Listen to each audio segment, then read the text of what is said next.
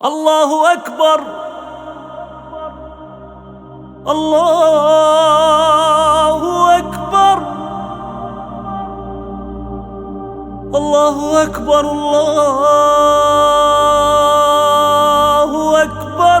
Yes, highly respected brothers and sisters alike, indeed our mothers, I bring forth to you, inshallah, the most best of all greetings as authorized by Allah subhanahu wa ta'ala and distributed and shared across mankind by our noble Prophet Muhammad sallallahu alayhi wa sallam, saying, Assalamu alaikum wa rahmatullahi ta'ala wa barakatuh. It is another day, alhamdulillah, of the ongoing blessed Ramadan. We can never ever thank Allah enough for these blessings. In fact, the grandeur of Allah subhanahu wa ta'ala being extended to every single one of us again today, it is already illuminating with more fragrance of Ramadan. We ask Allah subhanahu wa ta'ala to accept every bit of act of ibadah and make us to succeed, inshallah, in dunya, and then may Allah grant us the ability to follow Prophet Muhammad sallallahu alaihi wasallam on the day of Qiyamah, entry and Jannah to Firdaus. Ameen.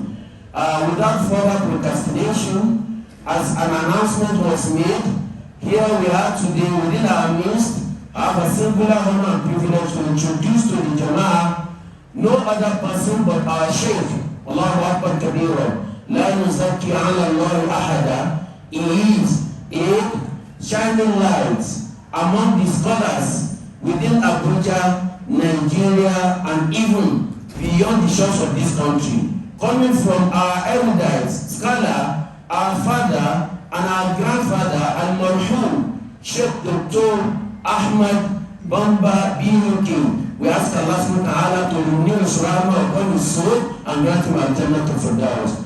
Here we are today, we have the light coming from the bigger light, alhamdulillah, in the person of Dr. Sheikh. If I should speak Arabic, he is far away. In fact, in the field of Arab, La ilaha illa ant, subhanaka inni kuntu min al-zalimin. Allah subhanahu wa ta'ala has given him a larger portion. If it is Turanchi, he speaks beyond the level of English of Nigeria. I'm not flattering anybody, Gabrini Ganodoki. We ask Allah subhanahu wa ta'ala to give him more wisdom to deliver the message and make it more beneficial to all of us. It is the time, inshallah, to call on Dr. Sheikh Abdullah Ahmad Bamba, وَلْيَتَفَضَّلْ مَشْكُورًا مِنَّا وَمَأْجُورًا مِنَ اللَّهِ سُبْحَانَهُ وَتَعَالَى. At-takbir. You are most highly welcome, sir. Bismillah. Now, I have a singular honor and privilege also to call one of our elders. They are the Council of Shura, elders of the Masjid and the Estate Muslim community. One of the members, inshallah, the chairman, let me introduce the chairman first, and then I'll call the member to come and join the high table with the permission of the chairman. The chairman is Alhaji Muhammad Suleiman. At-takbir. MashaAllah, let me talk. Bismillah. The member, MashaAllah, Bismillah. Let me bring another chair. We'll bring another one, MashaAllah. No. Alhamdulillah. هذا لك. ما شاء الله ما شاء الله ما شاء الله.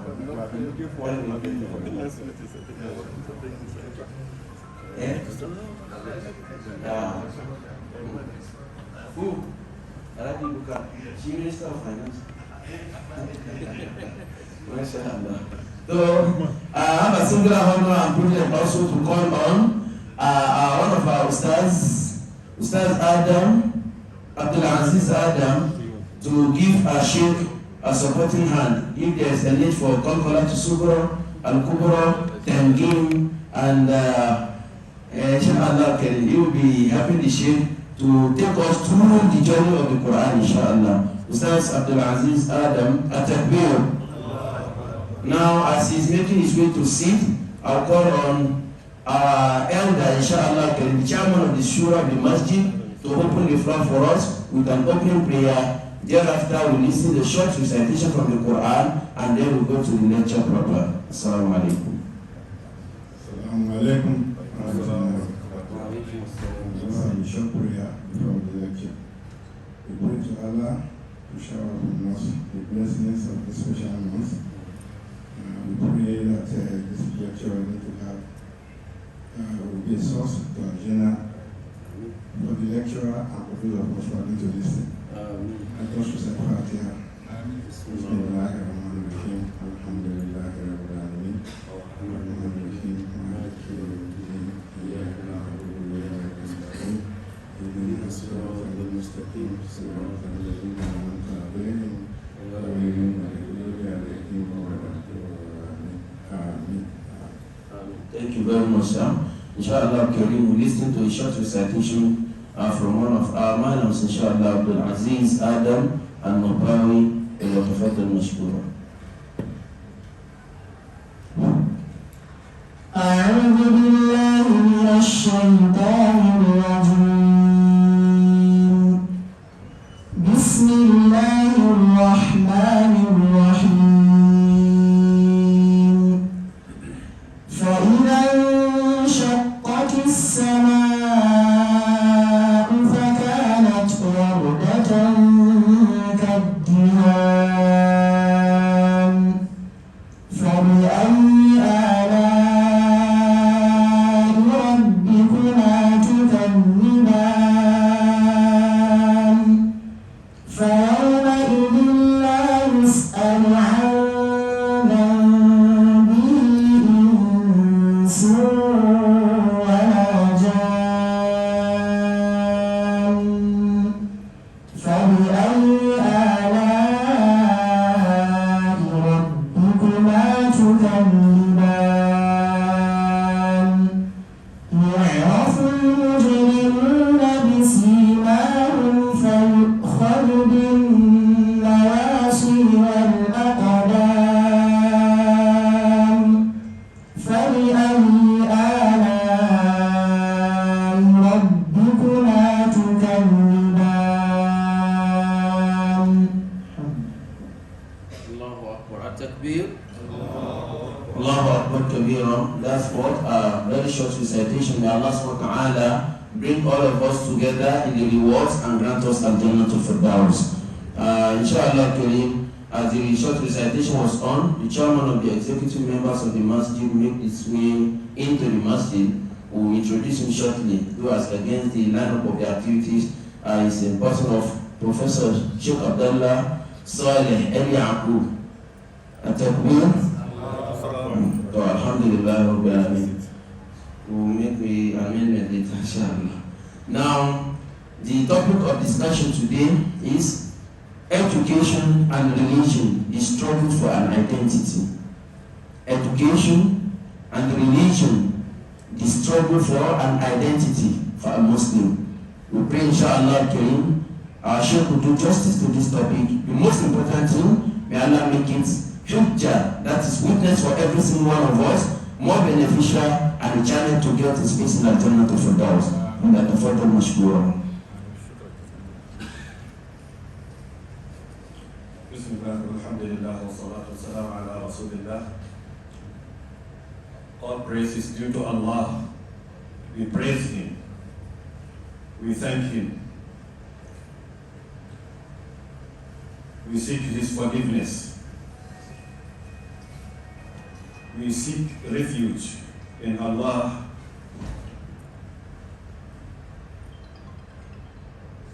from the evil of ourselves and the bad of our deeds. Whosoever who got guided by Allah, no one can set him astray. And who Allah led to go astray, no one can guide him. Alhamdulillah, this is another opportunity for us to meet again and discuss some issues that are very important to us in our lives. My name is Abdullah Ahmed. I am a humble student. I would like to thank you all, thank this community, thank this masjid, the officials for inviting me, and also the chairman for allowing me to sit on the chairman's seat. Actually, this seat it's not for me, it's for the chairman. Thank you very much. Would like to discuss the topic here. I think as it appears, Islamic education, the struggle for an identity. Am I correct? Yes, that's what I got from the invitation. If I understand it very well, it talks about Islamic education. Islamic education is struggling for identity, looking for its identity. Am I correct? And then let's go back to history and see what is Islamic education. We all know that the first verse revealed by Allah to Prophet Muhammad sallallahu alaihi wasallam is Iqra, read. This is the first verse, meaning read. What's the meaning of read? Scholars said that seek for knowledge. Through reading you seek for knowledge. What kind of knowledge? Is it Quran or Hadith or Tawheed only? No. The scholar said that all knowledge that is needed by humanity, you are asked to go and seek for it. I've divided that knowledge into two. That's a knowledge that you must, as an individual, seek to know it. That is fardu ayn. And that's knowledge that if among the community some people dedicated themselves to know it, it's enough. No need for everybody to know it. For example, that is the second one is fardu kifaya. The first one, which is fardu ayn, it means everybody must know it. Like for example, everybody must pray. For you to pray, you must learn how to read Fatiha, isn't it? So everyone must learn how to read Fatiha. Learning how to read Fatiha, learning how to perform ablution, learning all this is fardu ayn, means it's a must on each individual to know. The other knowledge is if some people in the community have that knowledge, it suffices. No need for everybody to know. Like, for example, the law of inheritance, how to distribute property of a deceased person among people. No need for each individual to know it. Is there any need for every one of us to know this, to have this knowledge? At least if you have among us 1, 2, 3, 4, 5 persons, we can every time such a need arises, we can go back, we can go to them. Simple.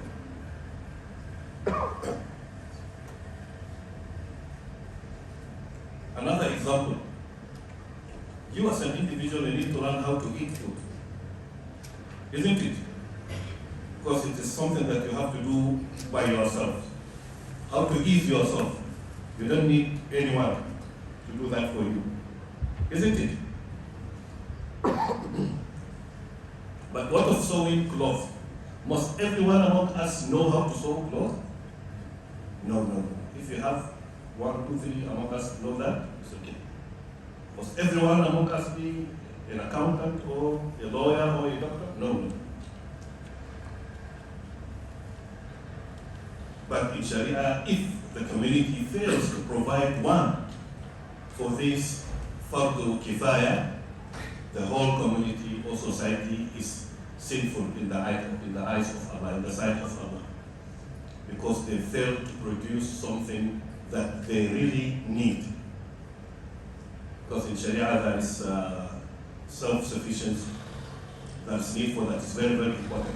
Anything that is a must to your life depends on it. Don't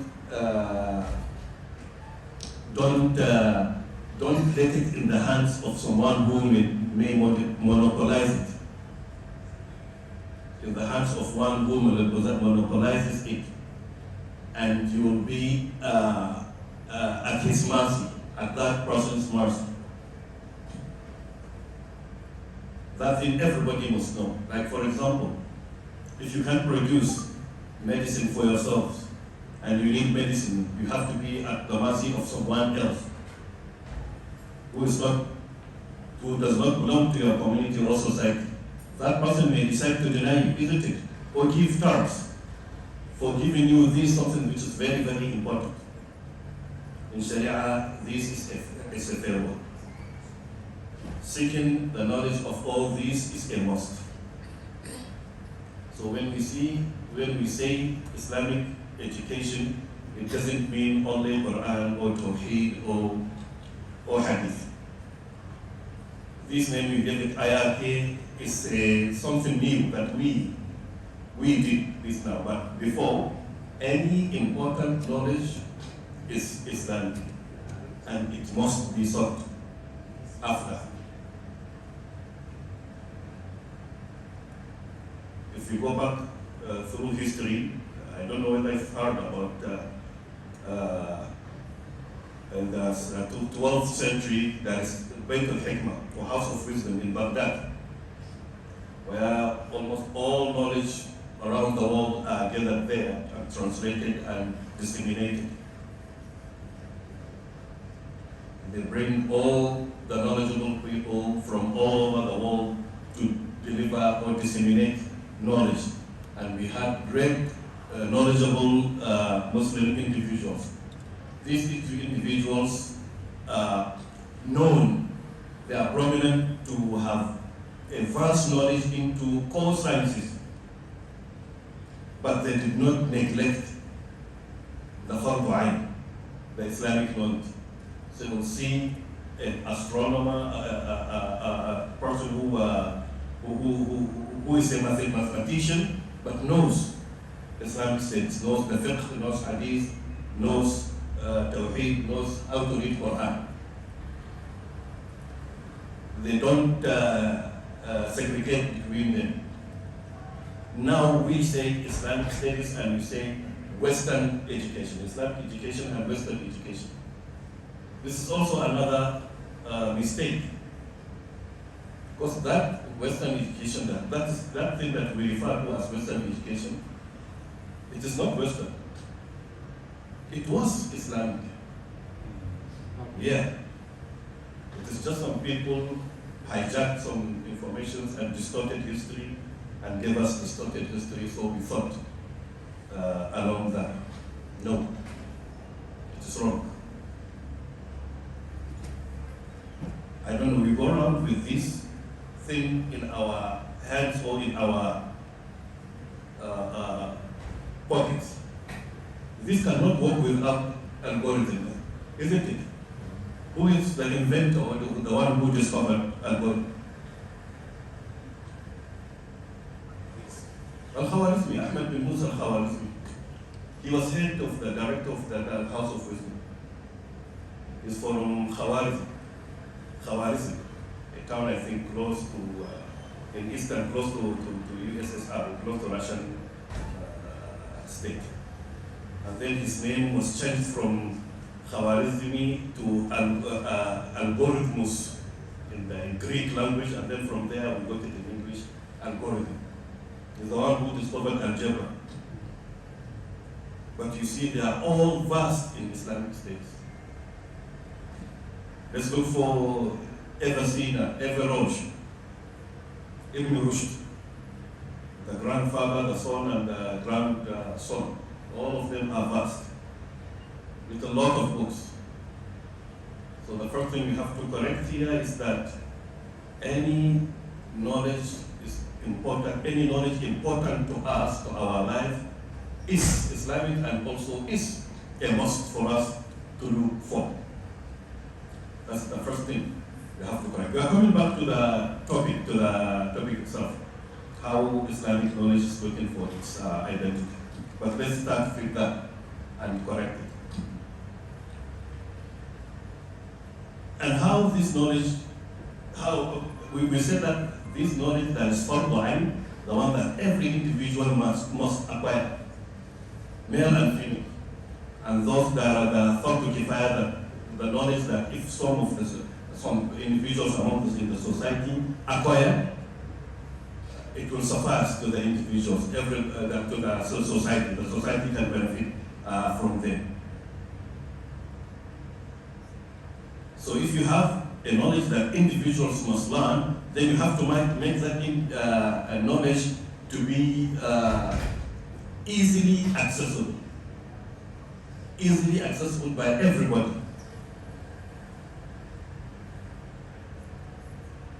Likewise, the one that the society needs, the one which is fund to kifaya, which the one that if few individuals in the society acquired is enough. How do you make this knowledge available and easily accessible? Let me correct another mistake that we are doing. Then, after the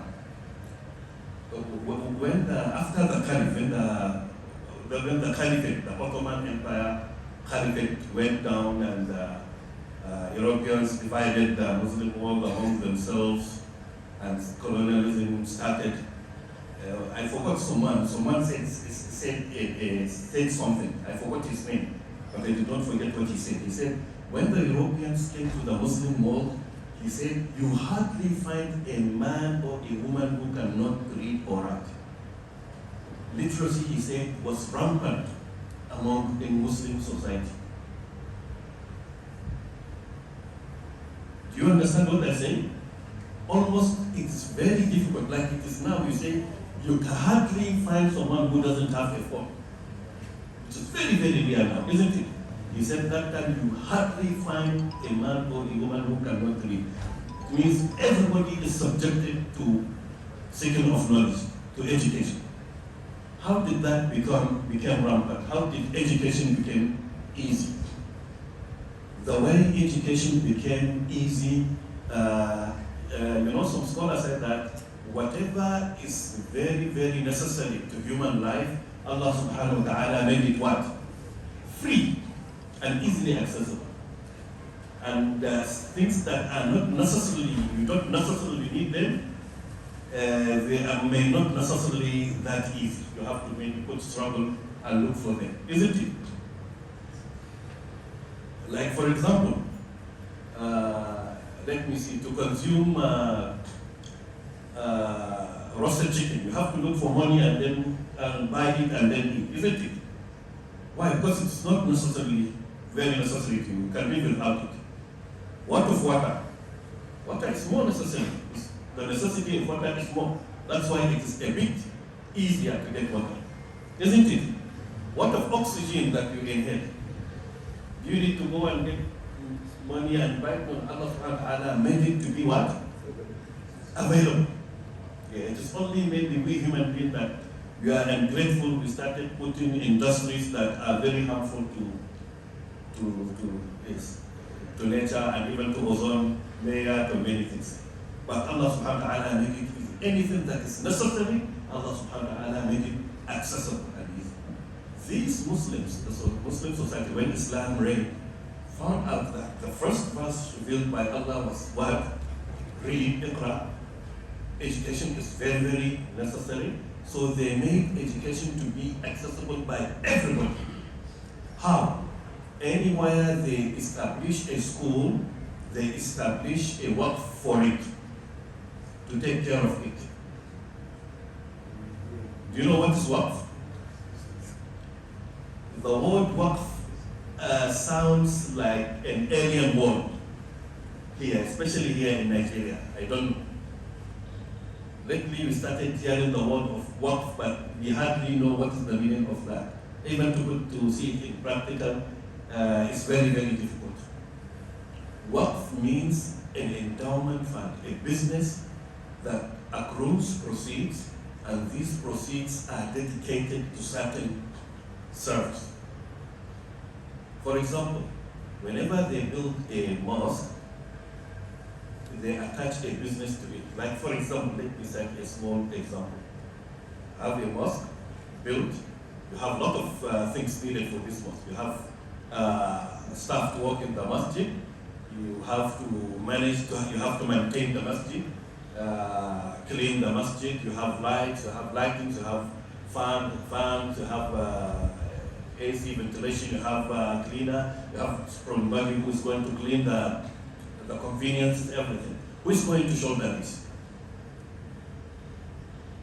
Here in our community, the same people who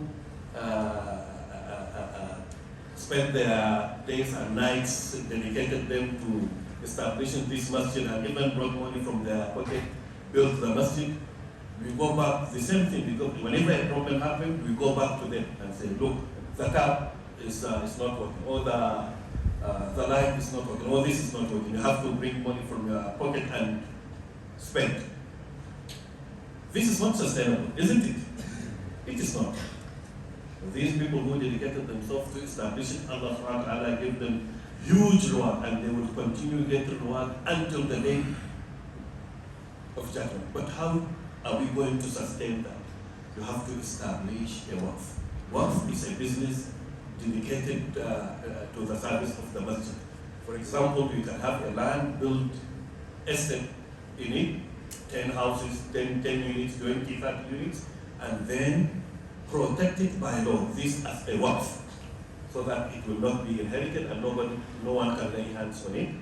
And then say every year the rent will go to the maintenance of that estate and the masjid, pay the salaries of the staff, pay for the activities of the masjid, pay for the operations of the masjid, maintenance, everything.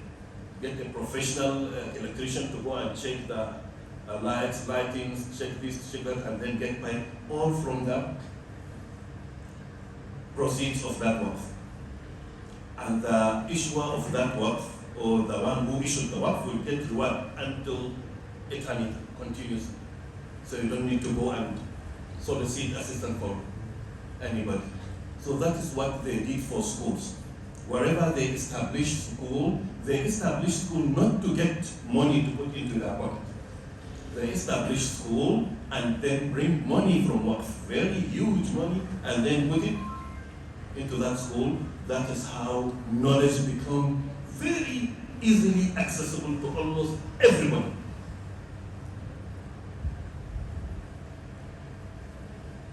It is on the contrast this time. You mainly establish school to get what? Yeah. Knowledge is not like that. Anything that is very necessary, you cannot get profit off it. Otherwise, will be like those who established the industry of the pharmaceuticals. Pharmaceuticals or medicines, medications are very necessary to human life, but they capitalize on that, enslave people, and always getting money on something that is very, very necessary. I don't know, this is another topic for another day.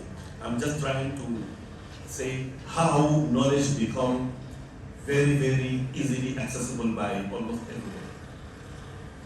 You can even recall what Ibn Hazm said. I don't know whether you know Ibn Hazm. Ibn Hazm wrote he's a jurist, he wrote a very a big book in fiqh. He was raised in the courtyard, in the royal court, because his father was the deputy Khalifa then. So he was talking and bragging that when they were being brought up, they were taught by concubines. Concubines were knowledgeable, they memorized Quran, have almost all the worldly knowledge and religious knowledge. So even concubines, female slaves, have this opportunity, let alone the place of free people, even as at that time. And he lived in Spain. He's Spanish, Andalusia, when Islam reigned in Andalusia. So that is how knowledge became easily accessible, which is very, very important. So this waqf, there is a Sahabi of Prophet Muhammad sallallahu alaihi wasallam said, I don't know of a companion of Prophet Muhammad sallallahu alaihi wasallam. I don't know anyone who got opportunity to establish waqf and did not. So waqf become rampant. Almost all the Sahabas established waqf. And this waqf, they establish it and dedicate the proceeds to go to anything that is necessary to the society, like masjid. That one came even up to about 100 years ago or thereabout. There's a Turkish researcher said that even after the caliphate went down and the secularists came, they confiscated lot of waqf, but up to now they are still remaining waqf. He said that the masjid, the staff of the masjid that is paid through waqf, their pay is more than it's more than the payment of staff of the masjid that is paid by the government. So the waqf, the masjid that is depending on waqf, they generate more money than the masjid that they got their own subvention from the government. So waqf is very, very important up to now. When Muslims conquer states or evangelize Islam and conquer cities, they don't take over these cities. They just extend the kalima, Islam, and then they go out of these cities and look for an empty place and then establish to become another city. That is how Al-Basra and Al-Kufa came to be. When Muslims conquered Baghdad, they came to Basra and Kufa. So Basra and Kufa were occupied by companions and tabi'in. All the lands were distributed between them. Basra and Kufa are very big cities. And these Sahabas made sure before they pass away, before they go back to Allah, they made sure all the lands they possess were given out into waqf. A researcher said that they found one time the whole city of Kufa and Basra was given into waqf. No space in Kufa and Basra that is not waqf. So waqf was very, very rampant there. Apart from masjid and schools, what do they dedicate waqf to again? Rehabilitation centers, mosques, hospitals, things like that. So waqf is very, very important for education to be rampant. Islam is especially the Islamic education that we refer to, but the whole knowledge that is Sharia is not against it. And up to now, still, the many cities that are waqf, Misr, Iran, Egypt, Iran, Saudi Arabia, Northern Africa, in many places. That's how you got a university that is a millennium old. Al-Azhar University and the university in Taiwan, they are more than 1,000 years. They are sustained like this, and they have separate education.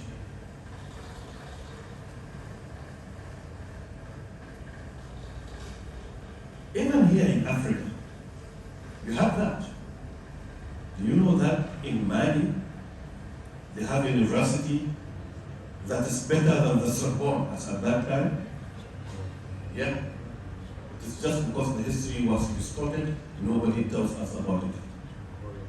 Do you know that in history, as the historian said, it is these Africans, the Malians, that took Islam up to the American continent? And then someone came to annihilate them. And we were taught in the schools that he's the one who discovered the American continent. No, it is wrong. He's a killer. If you go and read his history very well, you know that a lot of distortion in history were taught about. But it is there in history. Islam lived there a very long time in the American continent. And there are a lot of scholars there.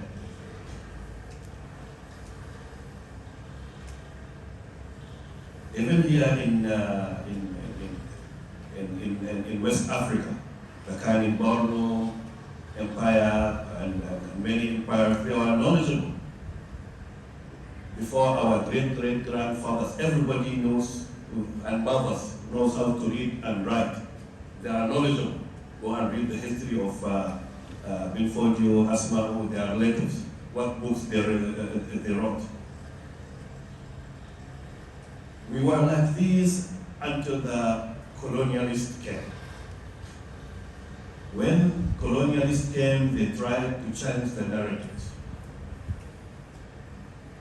They told us, all those who got their knowledge through the process that has been there for centuries, they are no longer considered as knowledgeable. It is only those who go through their system of education that are considered knowledgeable, that they will be given diplomas, degrees, and what have you. They are the ones who will be given jobs. So they relegated all those our scholars, especially those Islamic studies scholars. Since that time, the Islamic education is struggling for its identity up till now. And why? We are coming to that. You have to understand that there are a lot of books written in Ajami. Do you know Ajami? Have you ever heard of Ajami? You haven't heard of Ajami? Let me try to see if I can explain it very well.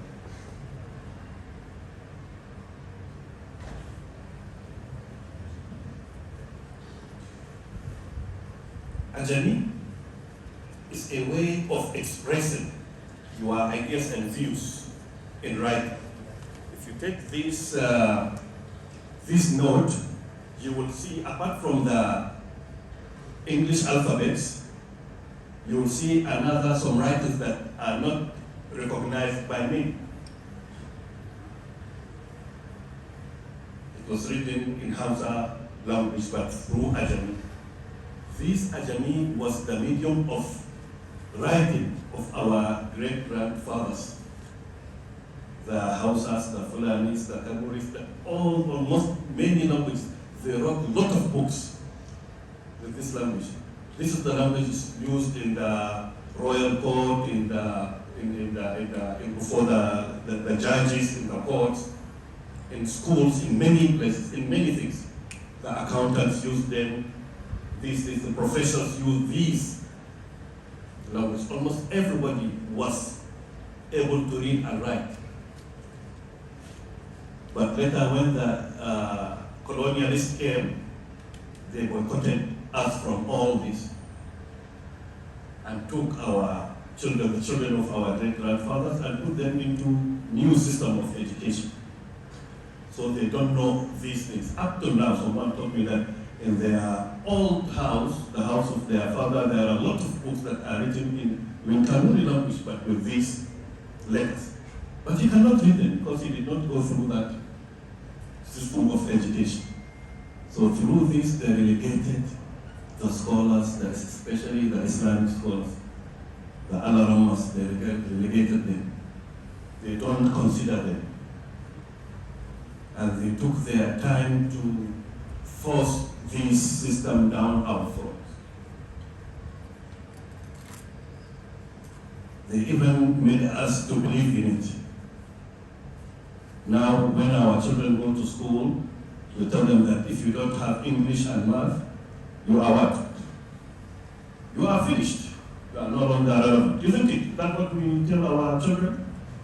No matter what talent that child has, no matter what that thing that the child can do, we'll tell them that, look, if you don't have English and math, then you are just you are waiting for your time to go and then you pass away.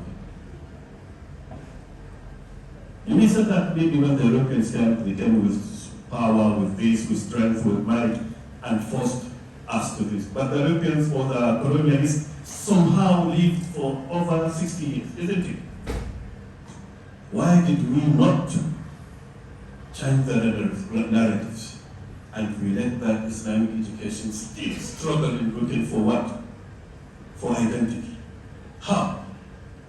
How is that Islamic education is looking for identity? Let me give a little example. If you have Islamic knowledge, you are knowledgeable, but you don't speak English, then you are what? Irrelevant. Isn't it? But if you can speak English and you have zero knowledge in Islam or Quran, then you are what?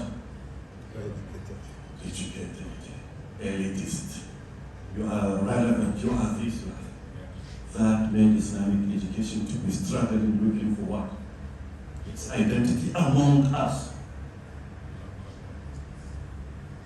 Among us that we see that we are Muslims from beginning up to now, isn't it?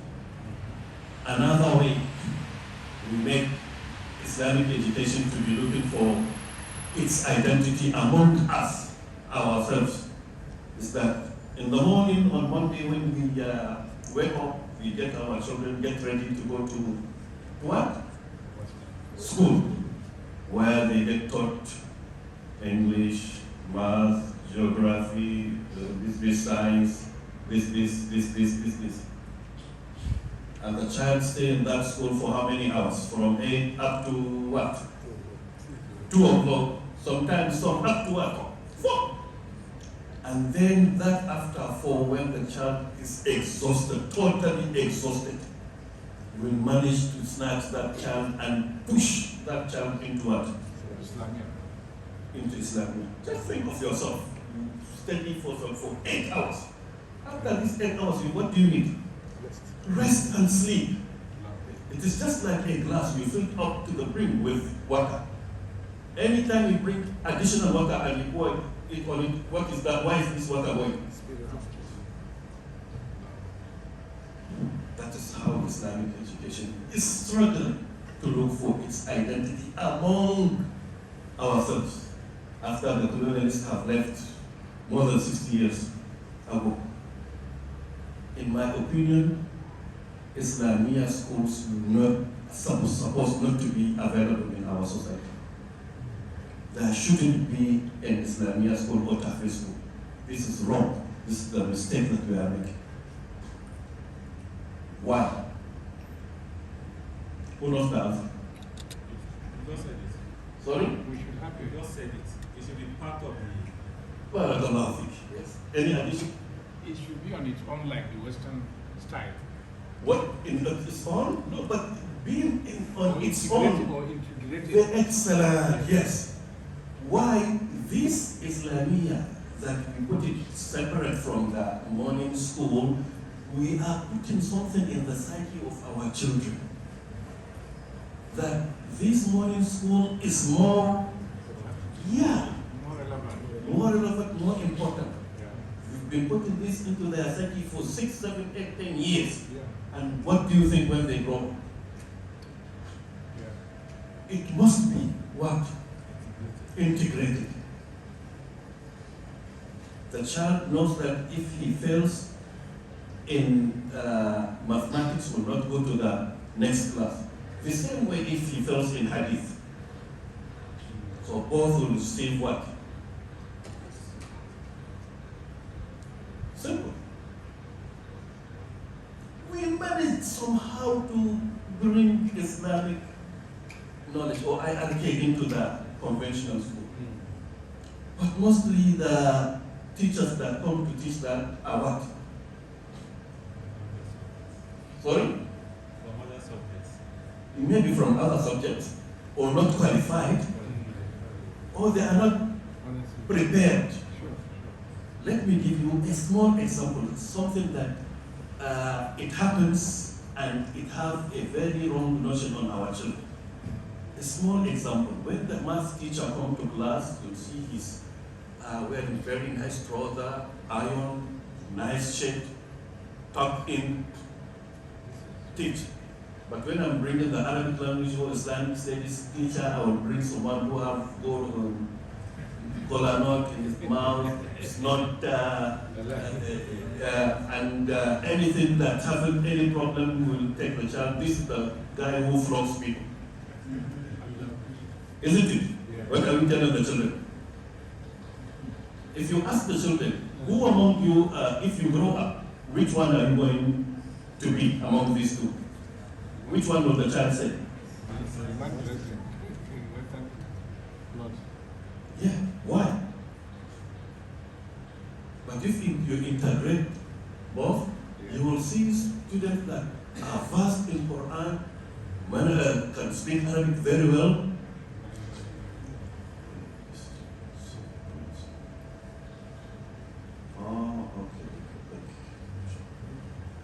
I was asked to from time to time bring Hausa into. Okay. I don't know. Is it okay? It's okay. Okay. There are a lot of consultants. Yes. We have knowledgeable people who are vast in Islam studies, knows hadith, who memorize Quran, and also read core sciences. Can't we have that? Can't we have, is that too much to ask of our children? No, it is not. Because we have them. Yes, we have them. We have some schools in Maiduguri, in Afipo, in the same way they can speak or express themselves in Arabic, same way they can express themselves in their mother language and also in English. They read accounting, they read accounting, engineering, medicine, So with this, you will see Islamic education will not be struggling for its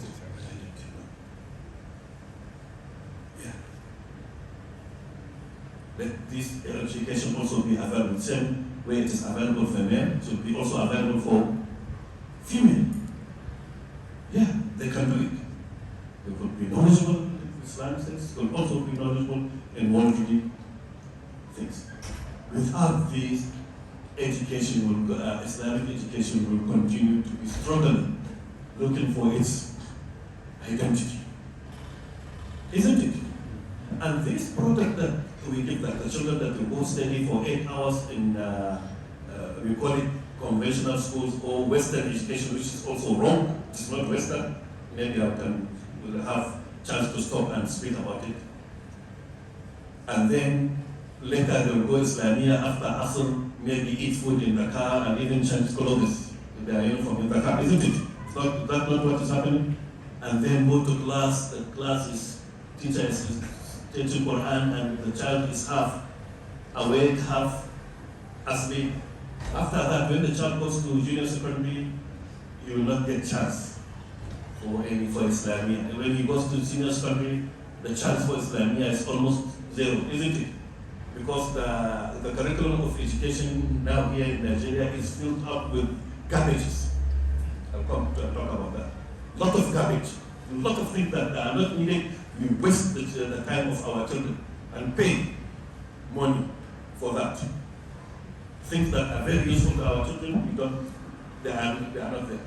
I want to talk about how comes after the European went away, or we had somehow so-called independence, still Islamic education is struggling for identity. Why? Once I was having conversation with some staff of federal mortgage bank, federal something mortgage bank, the services that they are given. They said that, well, it is a scheme. When one start working, we start getting into the scheme. At the end, a lot of Muslims, when they come to the end, they will say that, look, the contributions I made, sorry, I no longer want to be in this scheme. Why? Because I avoided riba. I avoided invoking the wrath of Allah, the anger of Allah on myself. All my life, it is when I started having one leg into grave, it is then that I'm going to invoke the wrath of Allah on me. No, I don't want anything to do with that. They told me that's the problem they are having. And that shows that the community is good, still have fear of Allah in themselves and trying to avoid, riba, trying their best, even though we left them with no option. We are forcing it into them. I told them that, look, they said that this federal mortgage scheme started even before independence. They told me that they have forgotten it, but they said it is like this. And they are trying to do this. I told them, look, this scheme, when it came to a society where 90% of this society are following faith that prohibit riba for them. How many percent? More than 90%. Am I correct? Muslims and Christians constitute more than 90% of Nigerians, isn't it? And in their books, riba is what? Forbidden. How do you to come into a society of 90% of this and then bring them something that they don't want it, or they are first oppose it from them, oppose it? From the beginning, they bring the person or the group of products in. They are not here to help their community, isn't it? No. And then after that, all these years, nobody found it necessary to change that. I don't know, how do we think?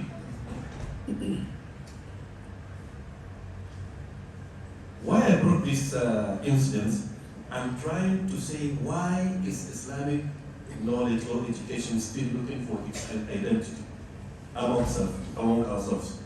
I wrote that a writer, her name is Ihsan al-Faqih, said, there are some people or some communities that are susceptible to being colonized or disenfranchised or enslaved automatically.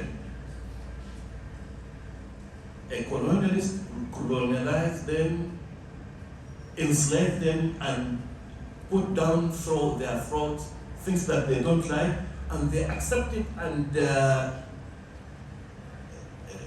they got hold of it seriously. If you try to come and free them, you will find it very difficult to do that. Maybe you can say that is what happened to us here. Something that we know it is not useful to us, but because it's given to us and our mindset was set, so we find it difficult to change that. Yeah, just like someone said that there was one barrack, I don't know whether the story is true or not.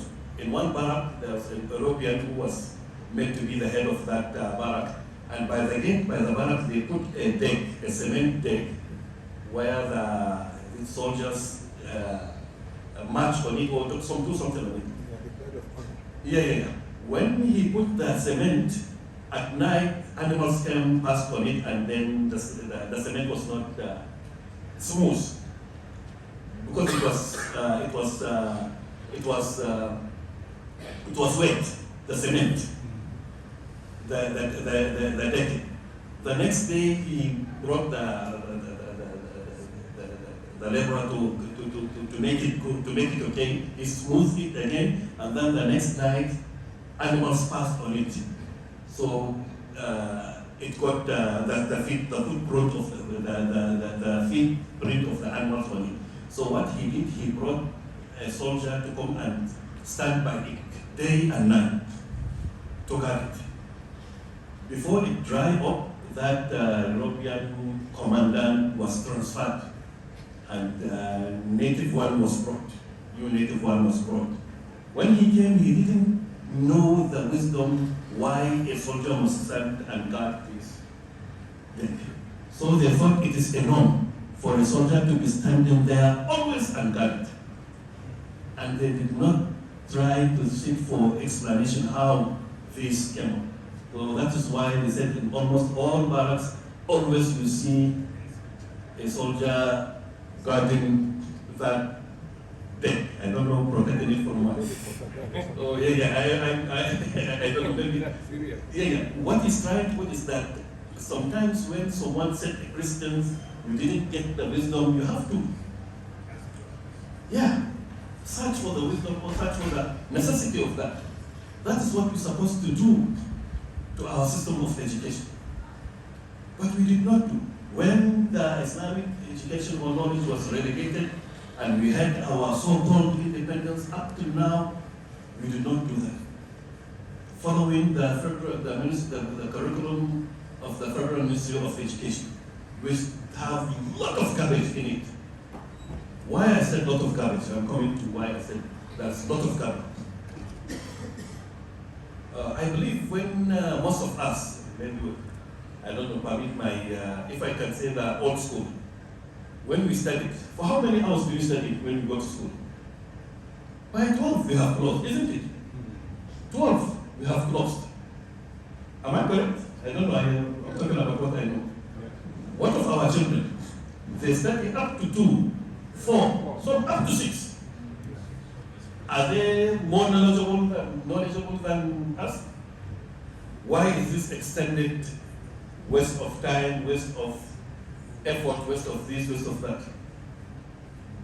We brought a lot of garbage, things that they don't need. Before there was no calculator, isn't it?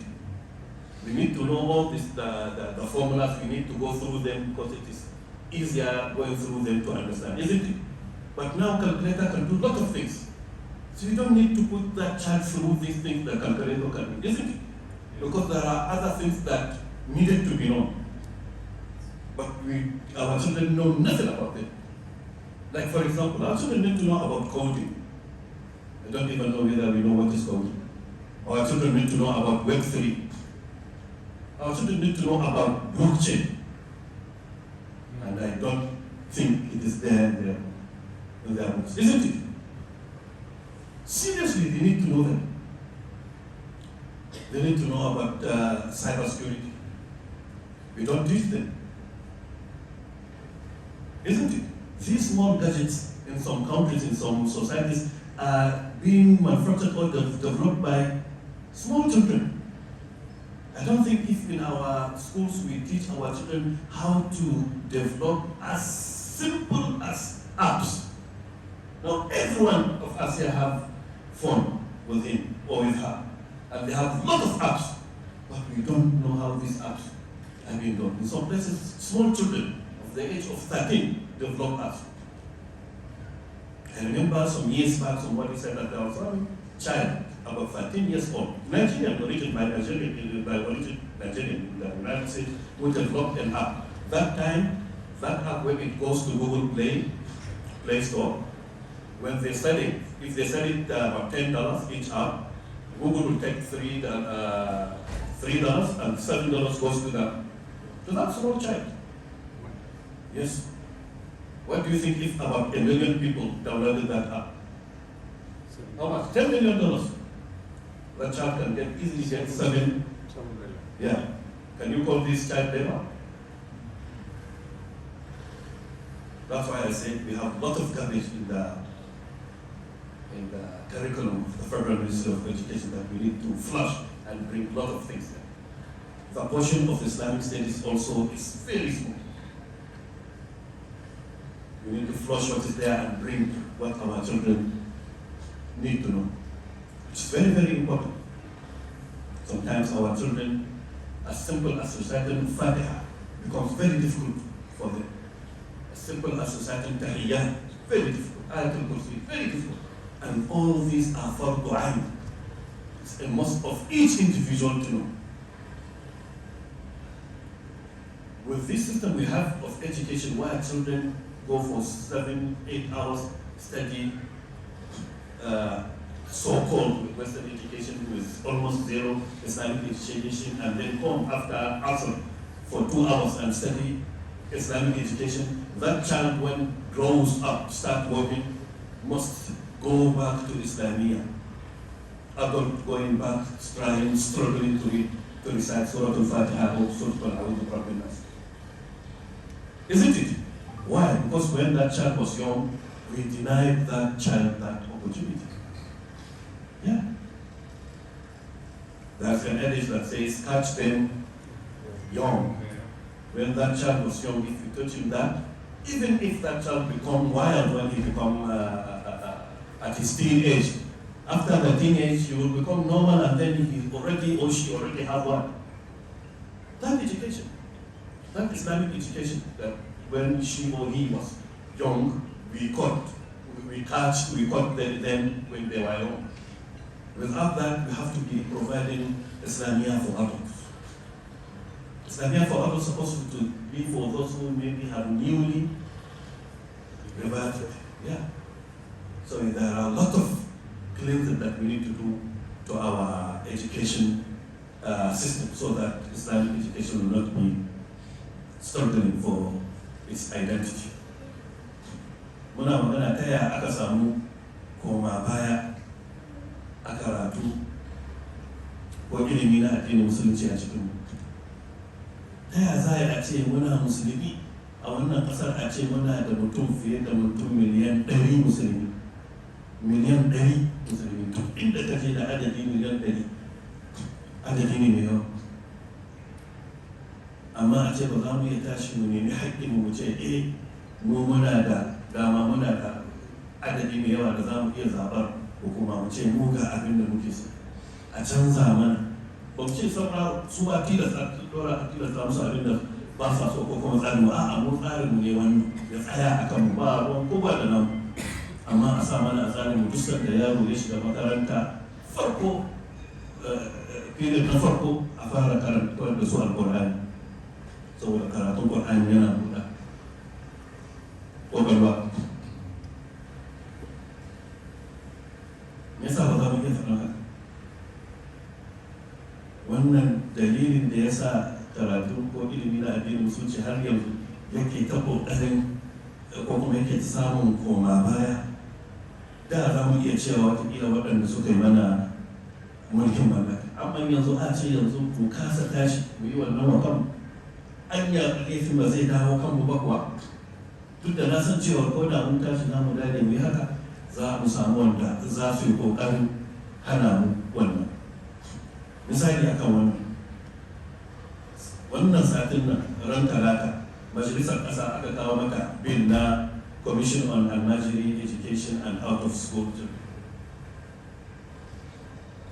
Waɗansu wanda ba su fahimce shi ba sai suka ce ai wannan aina waɗansu na wani addini ne wani ɓangare, suka tashi suka dage suka ce kada a yi fasa wannan bil don ba nasu bane ba lallai bane ya zama da su. To amma don me mu muka kasa tashi mu tabbatar da mun yi haka?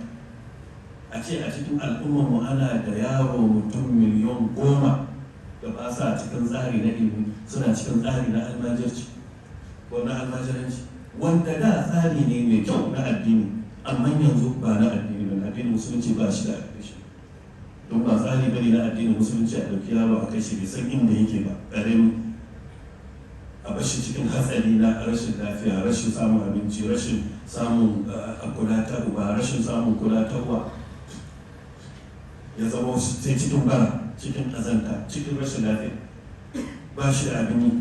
Idan aka samu masu neman food soldiers a cikin yan bashi ko terrorist ko bandits, duk a cikin su za mu food soldiers. Sannan kuma ce wannan tsari na musulunci. Adadin miliyan 10 ko ina ka je a duniya adadi ne ba ƙarami ba. Akwai ƙasashen da ba su kai miliyan 10. Idan ka tattara da ƙasar Kuwait da Qatar da Bahrain da Oman, United Arab Emirates, dukkan su haɗa su ba su kai miliyan 10. Ƙasashe na turai da yawa akwai wanda su kai wannan adadin mutum miliyan 10, amma muna da su suna yawa a cikin mu kasa tashi mai musu magani da zai fi cin waɗannan yaran da muke ganin su, muka ba su shekara 5, 10, 15 nan gaba za su hana mu bacci. Kakka gani ɗana ya je ya yi karatu, na samu mishi aiki a guri kaza, ya samu yana da gida, yana da mota, yana da family, zai iya zuwa ya aiki ya samu kuɗi ya zo ya bacci a gidansa. To ba zai iya bacci, wannan da muka hana ilimi ba zai bashi ya bacci, ko zai bashi. Saboda haka a da sai aka sa ilimi ya zama abu mai sauki, kowa zai iya samu. So da idan aka samu ilimi sosai, to za a rage matsaloli da suke cikin al'umma. Wani bature ya ce duk sanda ka bude ƙofar makaranta ɗaya, to ka rufe ƙofar kurkuku guda ɗaya ko da yawa. Yawan ilimi yana hana yawan laifuffuka. Akwai wani karin magana da turanci na cewa he who have nothing to live for have every reason. Na manta yadda turancin yake, amma abin da yake nufi duk wanda ba shi da wani abu takamamme a gaban shi ko wata sana'a da zai, to fa duk abin da ya zo na tashin hankali zai iya shiga ciki. Yanzu wanda suke zuwa suke political thuggery, suke shiga political thuggery ko suke kashe-kashe, suke yankan junansu, ɗaya daga cikinsu yana da shago ko wata sana'a ko wani aiki takamamme, yana da shi ba shi da lokacin da zai shiga cikin wannan matsaloli. To lallai kam sai mun tashi mun da gaske, mun gyara, mun tabbatar da wannan ilimi na addinin musulunci bai tsaya yana ta fama a cikinmu da muka tashi tun iyaye da kakanni musulmi. A ce ilimin addini ya zo yana ta bara a cikinmu, yana neman gurin zama, ya kasa samu. Gaskiya wannan abin kunya ne a cikinmu. muna da adadi da za mu iya tashi mu je majalisa mu ce duk makarantunmu muna son a sa mana tsari kaza da kaza da kaza. Duk abin da yake bata wa yaran mu lokaci a cire shi duka. Yaro kaga zai je makaranta, karamin yaro ko karamin yarinya ka sa katuwar jaka kamar wanda zai hau dutsen istimo. Littattafai masu nauyi kuma abin da ke cikin su kuna abin da ba zai ƙara haɗuwa in ya rubuta shi a cikin aji ba zai ƙara haɗuwa da shi a rayuwarsa. Yanzu wannan mun bata mishi lokaci ko ban bata masa.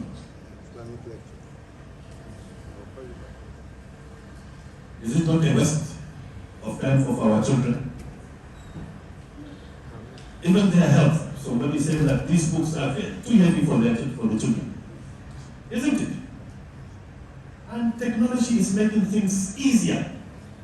All these books can be in one tab. Simple.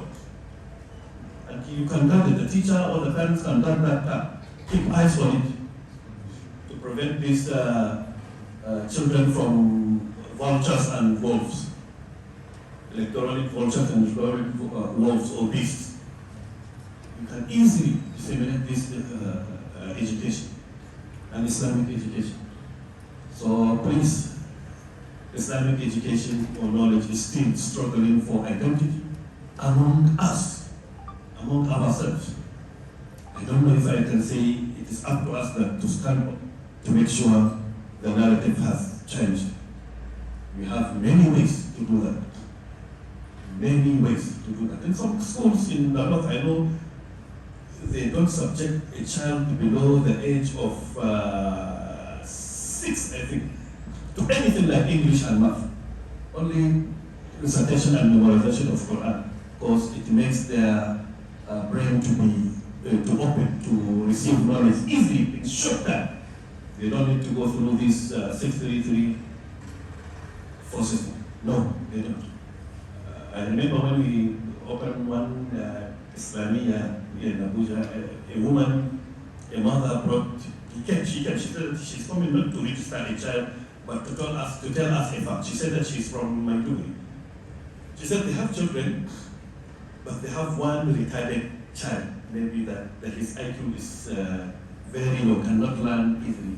So they took the normal children to the so-called Western education, paying the fees in millions for them to get education. But this one, maybe spending money on him is a waste. So they said, take him to Islamia, to Makaratan, let him spend his time there.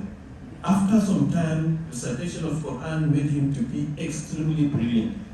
He even came and bulldozed his siblings that were given more priority. That is what she came to tell us.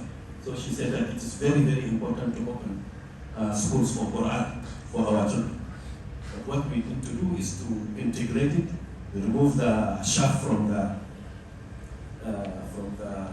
ear, and then give our children quality education. Let them compete with anybody.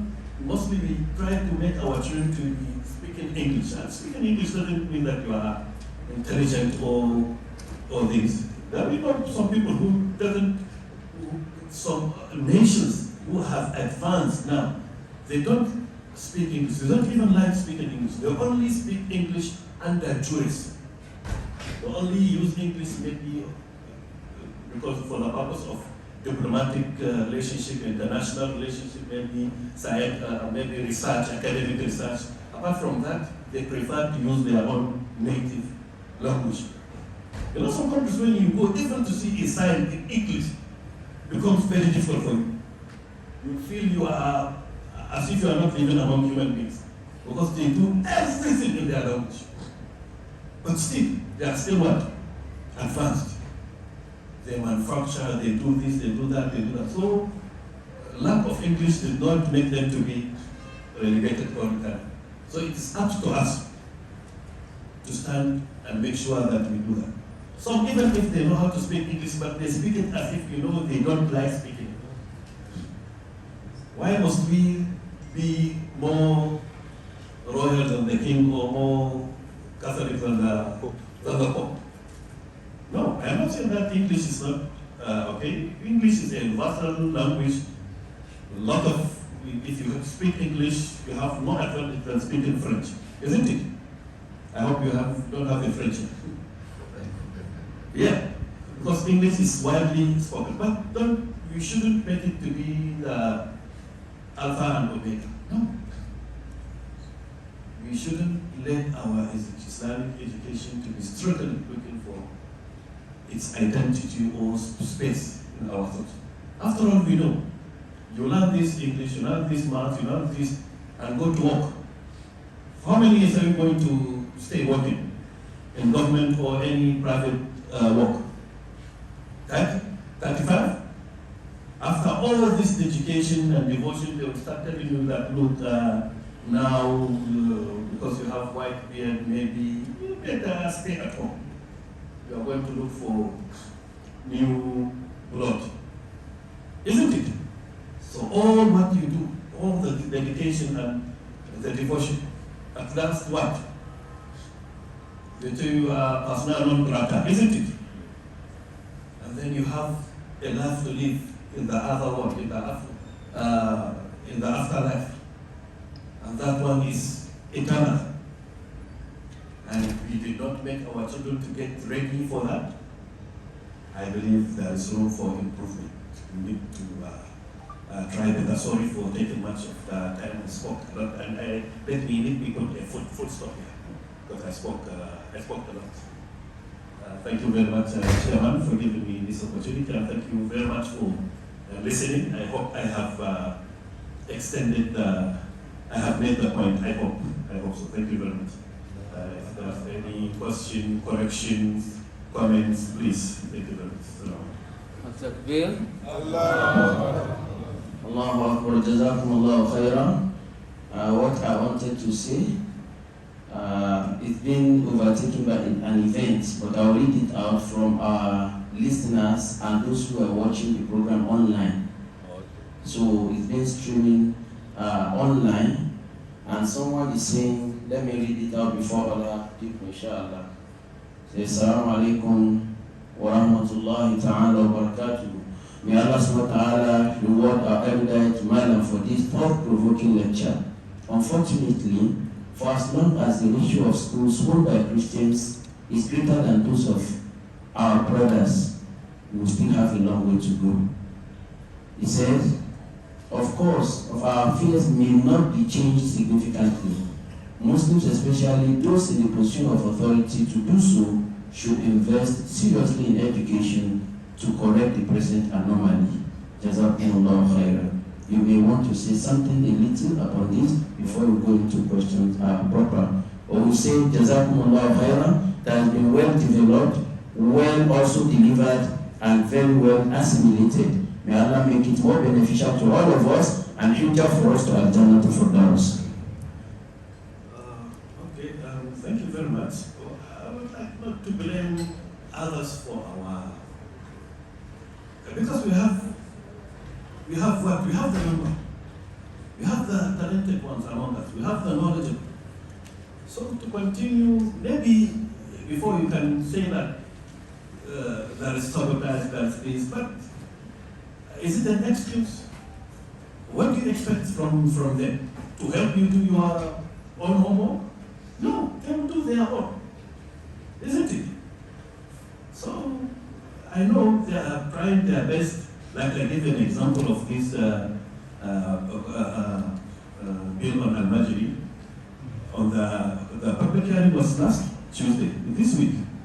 Khan was there. They have their own submission and they have their own delegation. They have very big number. Why do you expect them to support it? No. It may not it may not necessarily favor them. But I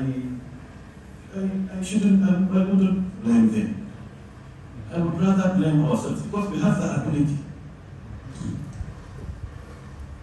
A poem, Arab poem said, ماذا يقول الشاعر كنفس القادرين على التمام ولم أرى في عيوب الناس عيبا كنفس القادرين على التمام. I had never seen a shortcoming among people like for those who can make it, but they fail short of making it. You have the ability to do it, but you refuse to do it. This is a great shortcoming. That's what he's saying. So we have, if you don't have the number, you don't have the educated ones, you don't have the elites, you don't have the opportunity to go and make our points in the Federal House of Representatives or the Senate. We don't have the opportunity to have some seats. Maybe some of us, among us, even if they are not having a political office, but they have there who can listen to them. Influence. Yes, influence. So all these are opportunities. And we can make it. It's not impossible. Go and see what Lee Kuan Yew did with Singapore. Is it Singapore? Yes, Singapore, yeah. When he was given the leadership, he even cried. He said that it is impossible to transform it because it was the filthiest place on earth. He even sought too much with Malaysia. Malaysia said, did not want to be part of it. But now we will go and look at Singapore. It's almost the best in almost everything. The numbers of Muslims in Singapore are minimal. But go and look at their universities, how they established Waqf supporting their universities of technology. That's why they are advanced into technology. There's a Canadian who says that the practice or culture of Waqf was never before Islam. There was no precedence for it. It is Muslim culture. But now go and look at the universities who imbibe the culture of Waqf. Go and see the Waqf of Harvard University. It is the biggest Waqf on earth. Last year, the worth of Waqf of Harvard University was $58 billion. Waqf of University of Hong Kong, Singapore, that's why the universities are having research seats, trying to make education accessible. Even though Harvard, the school fee of Harvard is the most, yes, expensive on all of them, but they have the strongest one. So please let us look at inward and development. That is how I see it. Thank you very much. Jazakumullah khairan. This is just a comment from our brother. Jazakumullah khairan. The lecture is provoking, and you should please set up a committee on this topic and get to the Ministry of Education and ensure that the Sultan of Sokoto, inshallah, is involved. It will go a long way. Let's go to Inshallah. Then, Dr. Assalamu alaikum wa rahmatullahi wa barakatuh. What do you suggest as a way forward for the identity of Islamic education in Nigerian secular states? Is Nigeria a secular state? Someone said, in a country where you see in the last 10 days of Ramadan, almost the whole government office is crippled. Nothing works on the last 10 days of Ramadan because everybody has traveled for Umrah, for Itikaf, and then you call this is a secular state? No. This is not a secular state. Maybe Nigeria can say the most religious country in the world. You may even add that we are religious, but we are not. We are ungodly as this. So it is not secular.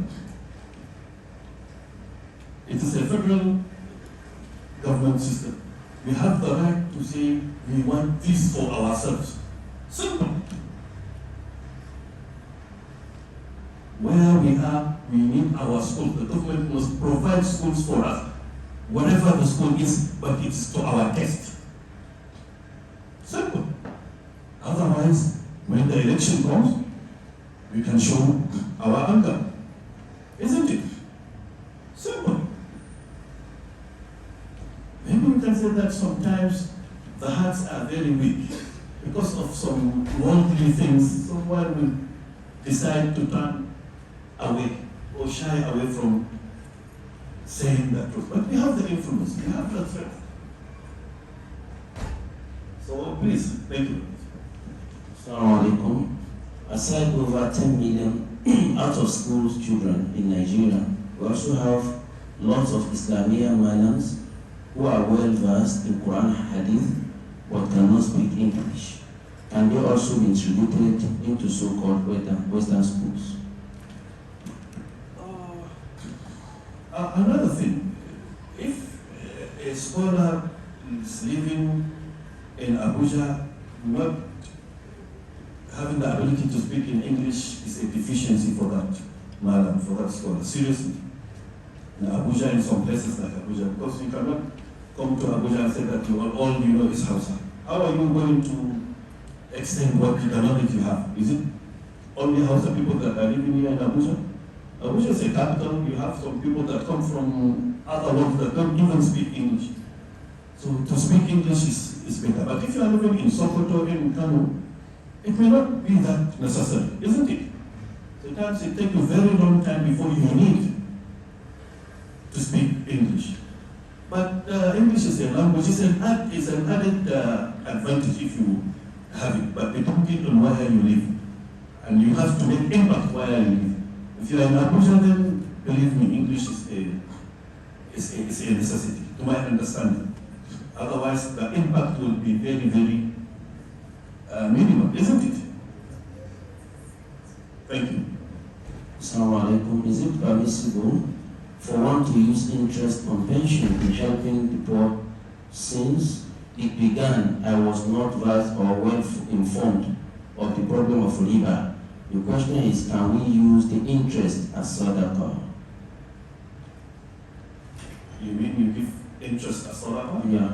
Okay, the fatwa, the scholars say that إِنَّ اللَّهَ تَعَالَى طَيِّبٌ لَا يَقْبَلُ إِلَّا طَيِّبًا. Allah is clean and doesn't accept anything except it's clean. Isn't it? So what, and it's a must for you, when you deposit your money under Darura into a riba bearing account under Darura, and you come to collect your money, you shouldn't keep that riba to the bank, because if you give it back to the bank, you are empowering, you are strengthening it. And you cannot take it and use it because it is haram. It is the only sin that in Quran Allah subhanahu wa ta'ala said that if you consume it, then you are waging war with whom? With Allah. So you cannot consume it. The lesser evil is to give it into charity. In a charity that you cannot benefit from. Some people say that not all kinds of charities. Sometimes you cannot put riba into building mosques.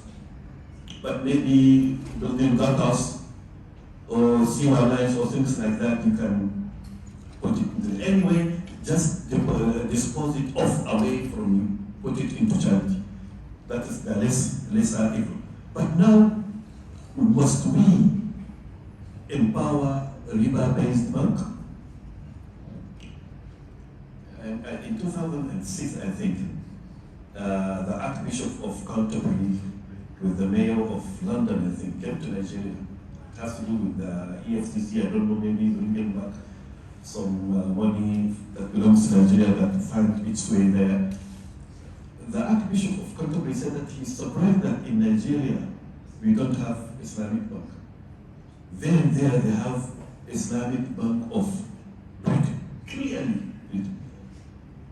And how much, what is the percentage of Muslims in UK?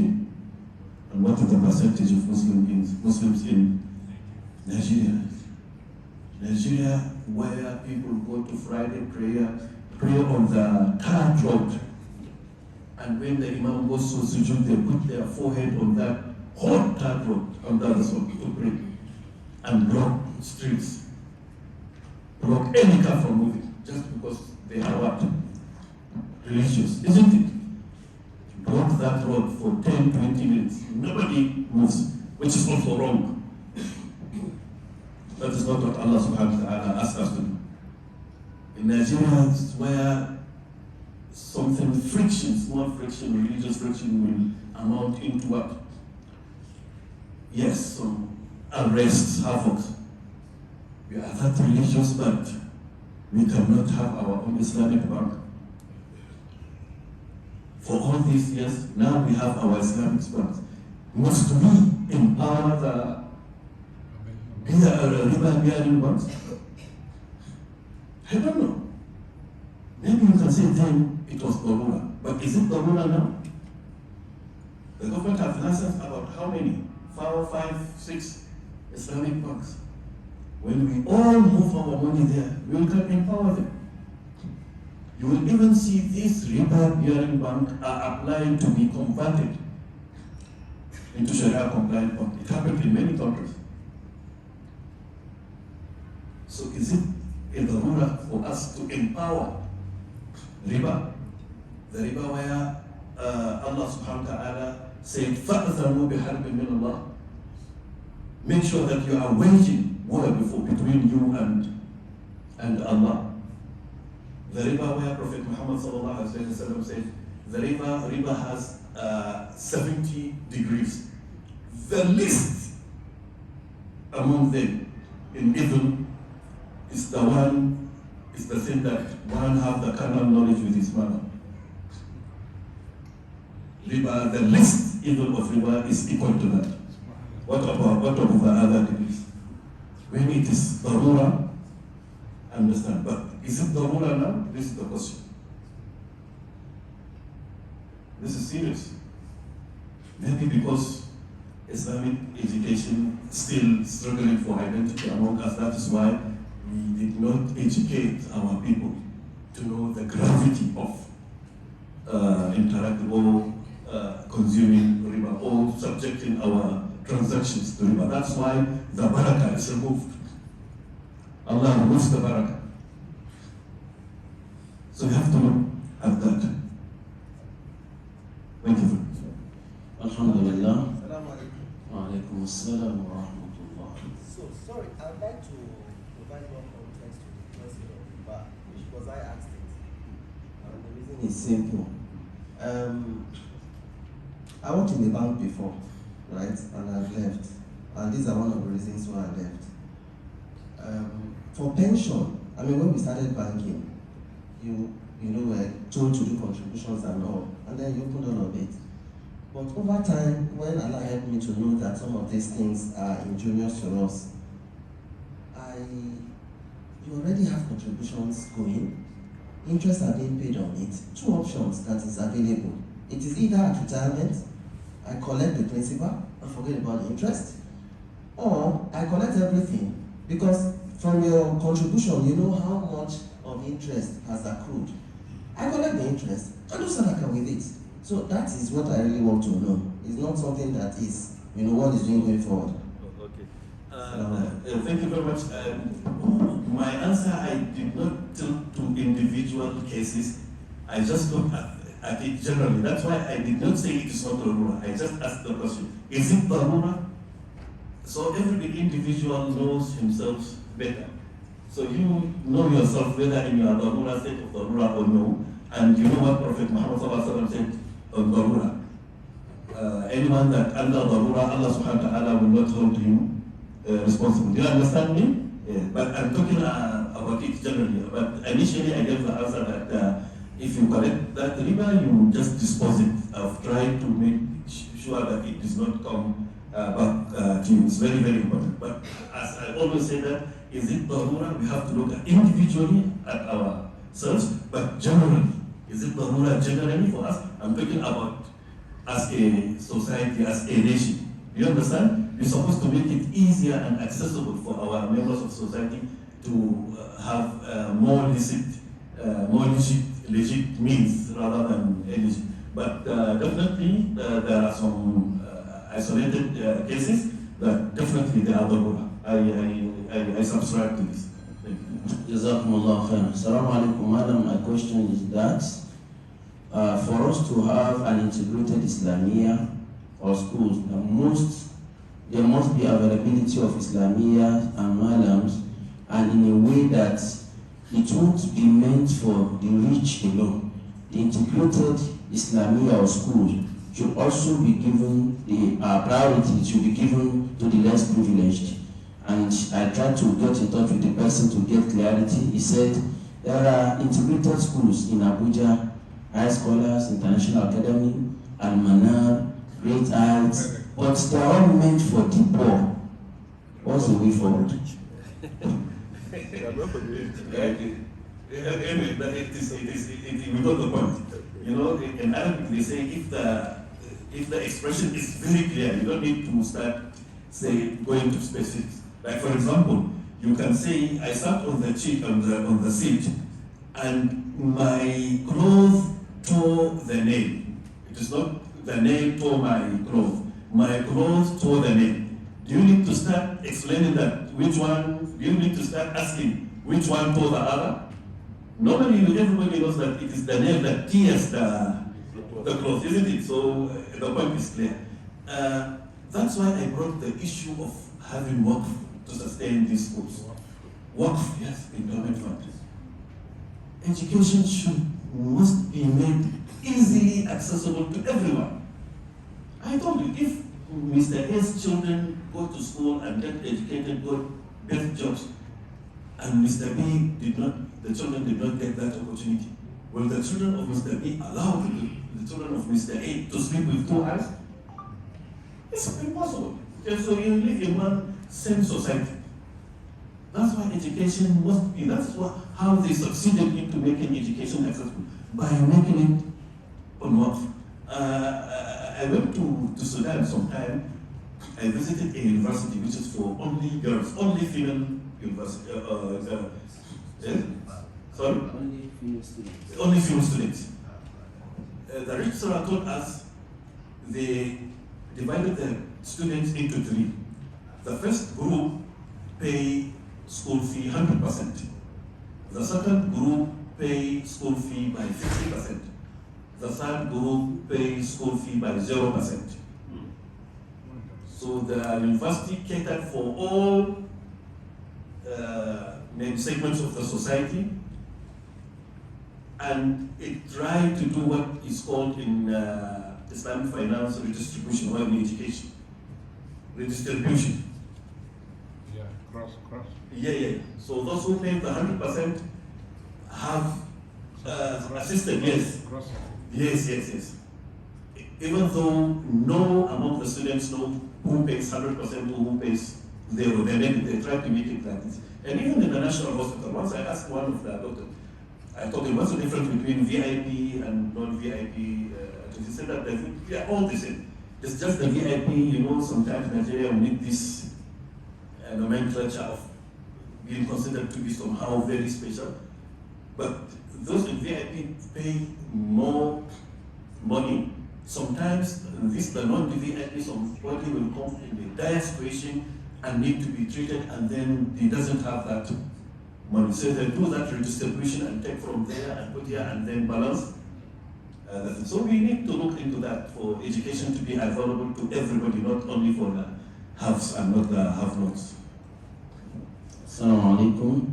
Madam, Jazakumullah khairan. This is a suggestion to Muslim Ummah in this community. We have some Muslim children begging around. Can we call them and register them in the mosque? If there's anyone who will cater for them or engage them in domestic work and be paying them, from which they can come to the mosque instead of just walking about in the estates. Maybe I can say that we can think outside the box to do a lot of things. If there is will, there is a will, there is will. So we can think of better ways to do that. This is very, very awesome. Because if we did not cater for them, what happens? I think we can remember about 7 years ago, I know someone heard that about 7-8 years ago in Maiduguri there was IDP camp with 1,000 children, all orphans. So he said that he decided to travel to Maiduguri. When he went, he said that IDP has 7,000 children, all orphans, because of the insurgency there. when we don't take care of them, some people can come take and under the guise of helping them and then integrate them and then recruit them, and then after 4 or 5 years, they become their soldiers and then be fighting the war by proxy, fighting ourselves with ourselves, isn't it? So we have to do whatever it takes to make sure that our communities are safe. Because if you don't take care of them, then the small thefts around, maybe taking away generators or anything or this or that, will have to continue happening into our community, isn't it? Or breaking the glass and then stealing things around. But taking care of them will make sure that this will not happen in our community. We have to sit down, think outside the box, and take care of all this. It's for the best of our community. Thank you. Assalamu alaikum malam. Na yi sallah isha'i, na manta ba yi sallah magriba ba. Zan yi bayani ko na bari. Allah shiga da wannan ai fatawar liman ce zai ba da liman ne zai ba da Prophet Muhammad said that whosoever forgot about a prayer, he should do the prayer whenever he remembers. Even if you remember that prayer after 1 year, immediately you stand up. You don't say, no, I have to wait until it is Maghrib, so I have to wait until it is that. No. You can just pray right away, and Allah will accept it. This sounds somehow I don't understand. Assalamu alaikum, Sheikh Abdullah. I want to ask, what is the meaning of ajamu and how it is? Okay. Yes. Going back to the first question, na manta na amsa tambayar da turanci ko da Hausa, kuma na dan manta ba da yin Hausa, ai mun hakuri da Allah, ai mun afa lokacin da yake tattara kuma maganganun suna da yawa. Wanda ya manta bai sallah ba, duk sanda ya tuna Annabi sallallahu alaihi wasallam, duk sanda ya tuna sai ya sallah nan take. The meaning of ajami, when you go to fill a form, you write your name is what? In what? In Latin, in ABCD, this ABCD, Latin letters. There are letters that looks like Arabic, but you write them in non-Arabic. It looks like Arabic, but you write it in your name. In Hausa we call them ajami. And it's not only here in Nigeria, even in India, they write the same their language with these letters. Turkey, before the Kabbalists, they write their language in this language. The Persians write their language in this language. The same these letters, they write their own language in it. In Hausa here we call it ajami. If you take your 1,000 naira note, you'll see this writing that is not English, it is the one, it's ajami. I hope someone will not mistake it for an art or a design. It is letters to write languages. Our forefathers, great-grandfathers used to write all their letters in these languages. Hausa, Yoruba, Fulfulde, Kanuri, all in these letters. That is what we call ajami. This is the end of the questions I'm holding. Alhamdulillah. May Allah subhanahu wa ta'ala make everything we have listened to a witness for every single one of us and a channel to get to Al-Jannah to Firdaus. Inshallah, Karim, I have a singular honor and privilege to call on the chairman of the executive members of this community to give a vote of thanks and Walaikum Salam. Welcome. Assalamu alaikum. What I'm going to talk about is not a question per se, but it's a kind of suggestion and recommendation for the people of this, for the ulama of, for the ummah of this mosque. Thank God the discussion is around education, which I think is the bedrock of life, both to Muslims and non-Muslims. Thank you very much for the lecture. It's been quite on point, and I feel personally as if you are talking to the people, the ummah in this community. I have a lot of observations that I've made over time, and I just feel very guilty if I don't discuss this, because this is the palace that we're talking about education.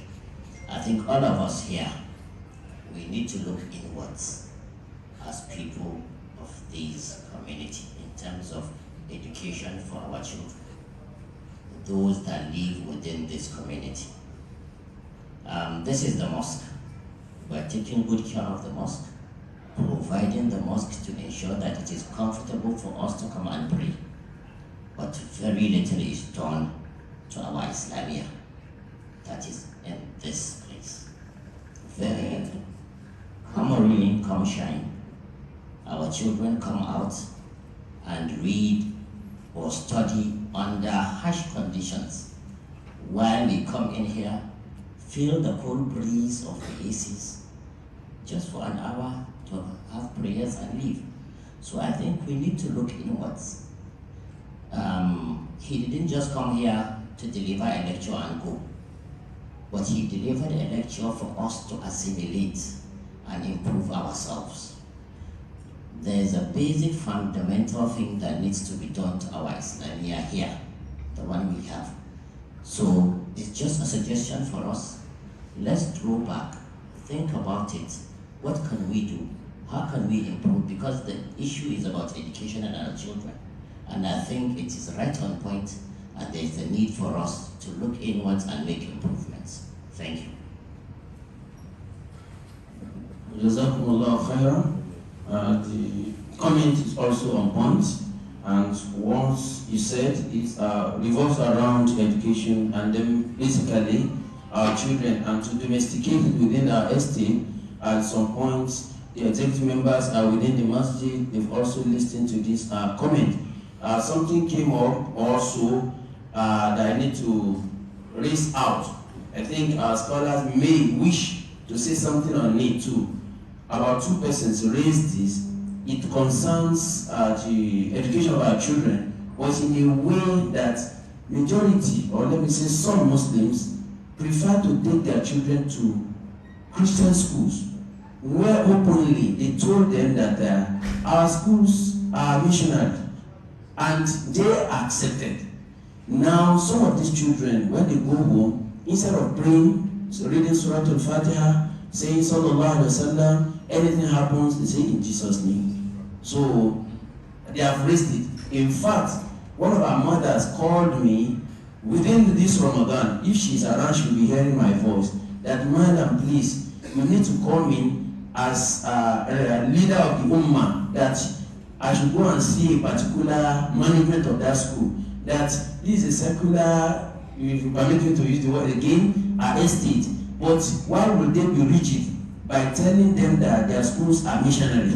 But if it was a Muslim who had the school, they would have gone around and said they want to Islamize their children. So I think we need to strike a balance. We need to see something, especially those who will not take the children to Islamic-oriented schools. And at the end of the day, the children are turning to something else. Okay. Thank you. Well, again, why would you blame that missionary school for it to be missionary? That is what they want. So then let it be. It is for themselves. You don't need to even come and ask them that, look, introduce this. No. It is theirs. Can't you do your own? That is the question. Or improve the ones you have? It is not impossible. It is not impossible. It is very, very possible. And do you have the capability? Do you have the capacity? The answer is all yes. And then we fall short of that, then the blame, I don't think, will fall on anybody but ourselves. And even if it is government school, we'll just go to the government and tell them that, look, that is what we want. 1, 2, 3, 4. Simple. Otherwise, you have another way to talk to the government. You can go to the National Assembly, isn't it? But you cannot force your ideals or your faith on other faiths or make them that you have to do this. And also, you can not listen on this Islamization. You know, this Islamization is a brand name some people use to get to Islam with it. And they take advantage of the gullible people to use this word, and then so that you you don't pursue your agenda. No, no, no. We can build our own schools and have what we want into it. Simple. You have to ask for that. And it must be given to us. We are over 100 million in number, for God's sake. Please, 100 million. So I believe we can do a lot. Just need to focus and remain focused. And make sure. I don't think it will happen in a day. Rome was not built overnight. But when you start, you struggle, Allah subhanahu wa ta'ala will make it easy for you. They said, if there is will, there is will. Thank you. And also another thing that I did not say, that I don't want us to go sit down, discuss, lament, shift blames, and then we go away just like nothing happened. So we have wasted the time of all these gentlemen and ladies that have been listening. Because even among 10, we are able to achieve one. It's an achievement. Someone said that the one who wants to travel to space, if his matches on a paper, he has what? Reduced the... it's an achievement. Thank you, sir. Jazakumullahu khairan. Now it's the turn of the chairman of the executive members of the... Oh, okay. Should I put it in writing? Okay. Assalamu alaikum. My name is Alhaji Ewa Ibrahim. I listened to the second to the last speaker, and he was talking specifically about Islamia in this our community. Yes, we want ways of improvement. If you have suggestions, can you put it, or you commit them of us, executive members, or you put in writing and tell us which way we need to improve? We are not here to be static. We want people to say something so that we can improve. So if there are so many ways you want us to improve, you write it to us. But not come and say you're condemning Islamia. That's not the best way to go about it. How much are you paying for school fees? How much? They are paying 30,000 now, and some people are paying 120,000. And you have the best teachers in this environment. I'm not happy with your comment. But the best way to go about it is to us, set a suggestion, and then we'll look into it, and we'll look at it together. We'll move forward. Thank you very much. Assalamu alaikum warahmatullahi wabarakatuh. To clarify something, let us all remain on the same page. Whatsoever we are doing, once the class is there, sincerity will achieve a lot. And inshallah, Kareem, we are open to suggestions, advice, for us to get better in everything, not ordinarily Islamia, the masjid, other activities, even the lectures going on. Because we have just done this the third, we still have a couple of days, one tomorrow, next week. In fact, it will speed up to on Monday, the Easter Monday, because of the public holiday, we'll still have a public lecture up until the end of Ramadan. Let us make our hearts open, we get suggestions, we work over it, but the most important is that no tree can ever make a forest. So we need to put our heads together, and all the hands must be on the deck. In the spirit of Ramadan, we are working for the same purpose, to get to Al-Jannah. May Allah subhanahu wa ta'ala make it easier and ease our affairs. Now, inshallah, we'll call upon the chairman of the Muslim community to give a voice of thanks and also present, I think there's a little token. It's with the chairman already, to our elder scholar. May Allah subhanahu wa ta'ala make it achievable for all of us and reward all of us with Al-Jannah to Firdaus.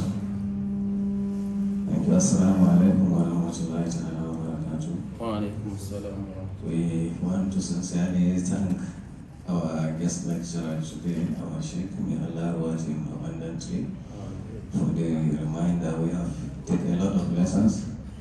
You have talked of two important things. The two lessons I have taken, the issue of wakaf. I think we, as the Imam said just now, we're here to take and to learn. And the suggestion made by the other brother, the committee will sit down, we will discuss. Maybe we can ginger our own brothers to put on their own wakaf. If it is a way that we can improve on our Islamia, we will do so. So it's nothing to, it's a suggestion said in public, but it's a reminder and it's in line with the lectures that we have learned today. So the WACAF is a good thing, we will consider that. Then you have the importance of knowledge. All of us, that is the first verse that was revealed, and you have reminded us, and may Allah make it easier to all of us to implement, and then to have the work in whatever we will do.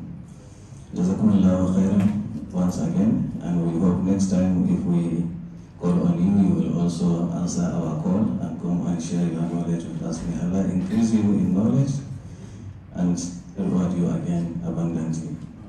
On behalf of the Muslim Ummah of SciTech, we present this little token as appreciation of your visit to our masjid.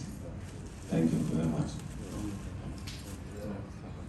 Thank you very much. I always get ashamed to come and accept something because I fell short of extending what I am supposed to do. I don't come often, so I have to come and apologize after the lecture, not to receive anything, but I'm very, very grateful for this. I'm very, very grateful. May Allah reward you in abundance. May Allah bless you all. Thank you very much. Jazakumullah khairan. Jazakumullah khairan. May Allah subhanahu wa ta'ala reward every single one of us with the best rank of Al-Jannah to Firdaus.